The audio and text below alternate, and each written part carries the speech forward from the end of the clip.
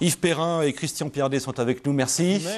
Vous avez décidé, et ça c'est très émouvant, très beau aussi, vous avez décidé d'œuvrer, de travailler pour que les essais, les contes, les poèmes de votre femme, aujourd'hui disparue, soient connus par le plus grand nombre. Alors, il y a des choses qui arrivent, notamment ce livre, hop, mon marque-page qui s'en va comme d'habitude, Florilège, recueil de poésie, contes et essais de Anne Tasquin, et puis également ce superbe coffret extrêmement complet de recueil et de poésie de Anne Tasquin.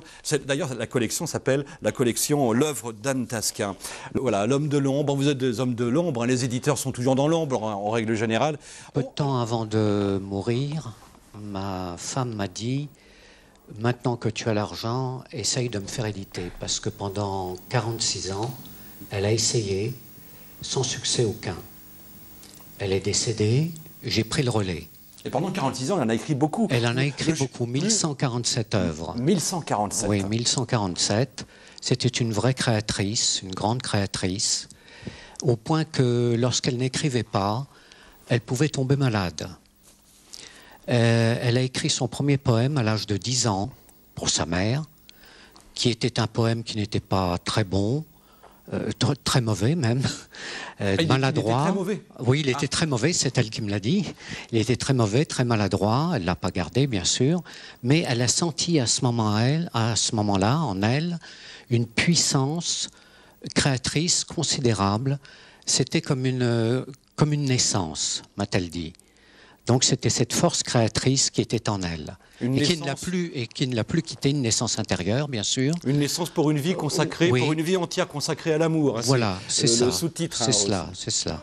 Oui. Alors, il y a de la poésie, on est dans un univers effectivement particulier, celui de la poésie, mais c'était parfois aussi une poésie percutante, revendicatrice. Alors, j'ai un petit extrait, je vais vous le lire, si vous me permettez. Oui, je vous en prie. Vous les avez vus, ces chiens courants que l'odeur des billets de banque fait saliver. Satan leur crie « Chasse mon chien, chasse !» Et il s'élance à toute vitesse. Il court si vite que parfois le cœur lâche. Puis il se bouscule à l'entrée des terriers, grondant, menaçant, mordant. Il y a du fric là-dedans? Oui? Non? Non? Ah ben alors, au revoir. Vous les avez vus, ces chiens de terre dont la queue s'agite au seul mot argent. Signé Anne Tasquin. Oui, c'est vrai. Alors, un parmi donc plus de 1000. Oui, c'est ça. Elle avait une poésie très directe, très simple. Elle a travaillé pendant 6 ans la prosodie française, qui obéit à des règles à la fois rigides et complexes.